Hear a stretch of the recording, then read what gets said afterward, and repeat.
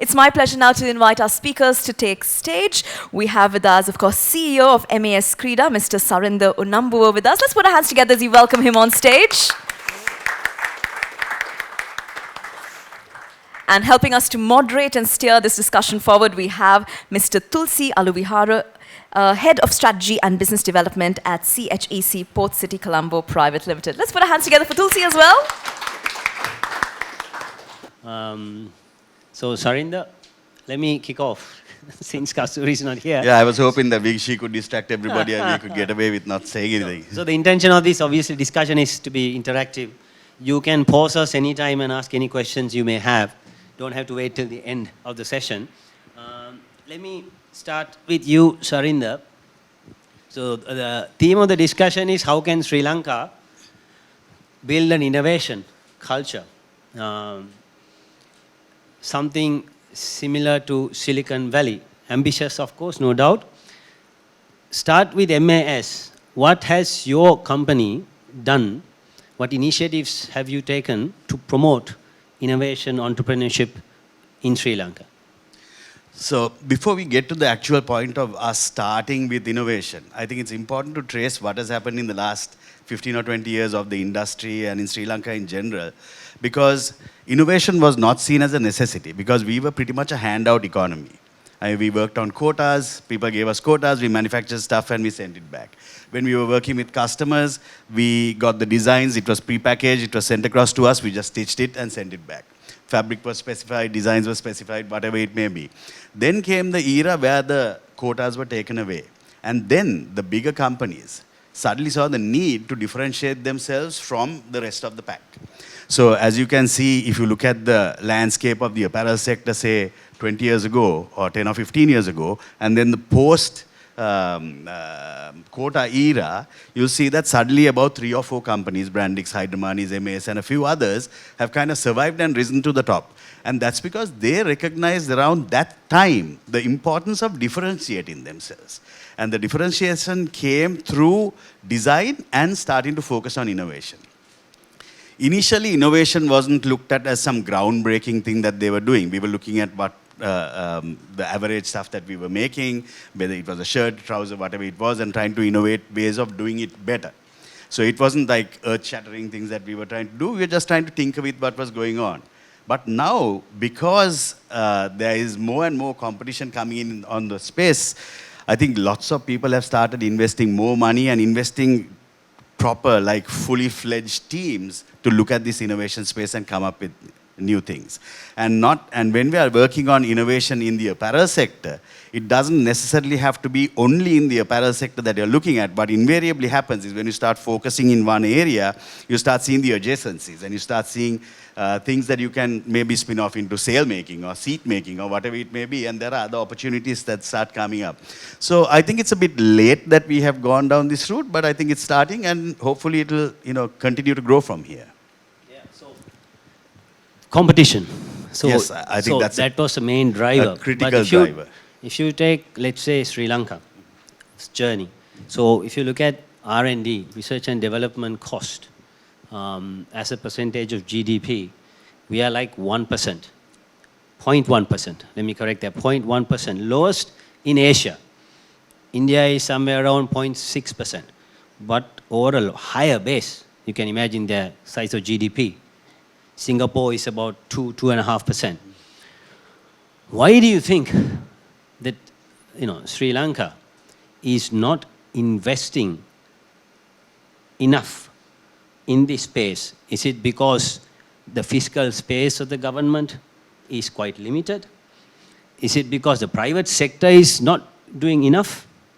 Or is it a cultural or a mindset issue? Because traditionally Sri Lankans are known, are being told, once you finish your education, go and find a permanent job. Because if you don't have, if you're an entrepreneur, if you go to a financial institution, you can't even get a loan. So that's a traditional mindset. What do you think? What is your view? So if you take the Sri Lankan economy, the biggest sectors in the economy are agriculture, You get tea, rubber, coconut, and the rest of the agriculture sector. You get apparel, you get tourism, hotels, all those things.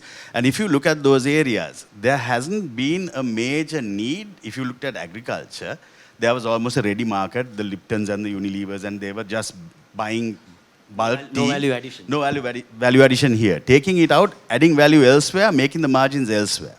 They did the same thing with a lot of, say, minerals, everything like that.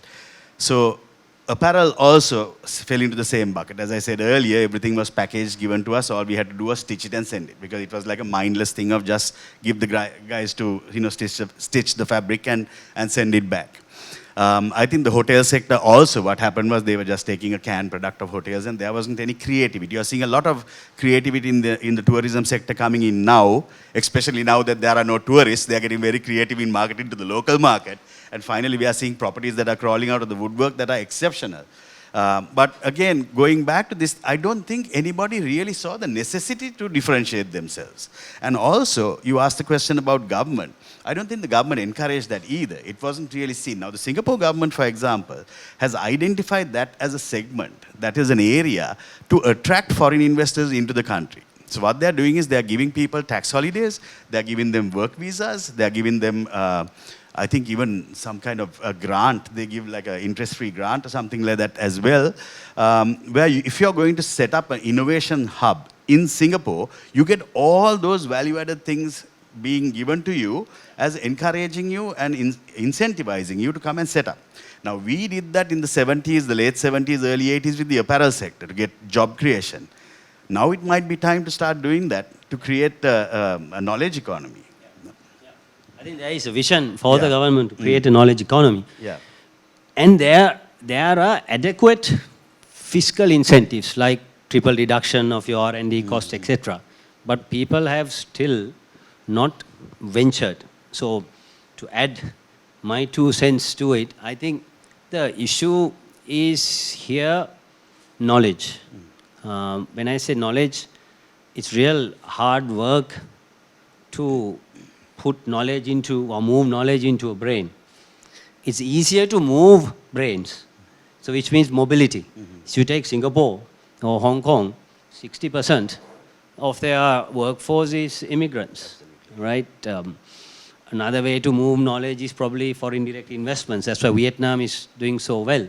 So India, for instance, Bangalore and Hyderabad, why they're doing so well is because of their diaspora connection to the Silicon Valley.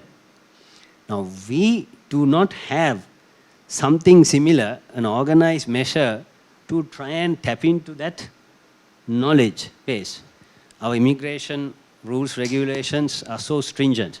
Obviously, you will find, working in MAS, if you want to have an expat, there is a quota system or number of people who can, and sometimes if your visa is expired, or if your spouse visa is expired, your bank account is frozen, right? So the point I was trying to make is mobility is quite important. So government will have to make certain policy reforms, immigration policy reforms, to accommodate that, because finally is the know-how, right? You need to kind of create that culture, the learning culture, the network, because like-minded people would like to settle. So even in Silicon Valley, 60% is from immigrants. So we need to kind of, in order for us to do that, we need to kind of promote mobility. Absolutely, I totally agree with you. If you look at the great knowledge hubs, invariably they attract a lot of migrant workforce. But let's just throw this out there, what we're looking at in the world right now. The world has become a very different place in a very short period of time. Yeah. COVID has come and democratized a lot of things that were very isolated and bastions of economies around the world. Suddenly now, working from multiple locations, location of where you work from has become something that we have started accepting as, yeah, we can work from anywhere, right? So now maybe there's an opportunity where we don't even have to move the people, that we can create the infrastructure, we can create the networks But what we have to do is create the catalyst of the idea. We have to create the catalyst of what we are trying to do in Sri Lanka. It doesn't even have to be in Sri Lanka. It can be generated from Sri Lanka and tie it up together. But I think it's important to start focusing on what those ideas are and now start harnessing and tapping into the intellect of the entire world. Because now, for example, if I don't know how many of the companies he have started working from home and working from different spaces, we have almost entirely. So what that's done is even the job market, whether somebody is going to be working in Battaramulla or in Biyagama, and they live in Jaffna or Kilinochchi or wherever, it doesn't matter. Whether they live in Africa, it doesn't matter. As long as they can function on the same time zone, even if they have to get up early, as long as they can function, now suddenly your employment pool has become global. So likewise, why can't we start tapping into the resources without having to even move the bodies, tapping into the resources that the brain power can offer to create this? But I think the ideas are needed, the catalyst needs to be there, and the incentive needs to be somebody has to be giving money to get this, some incentive to get it going.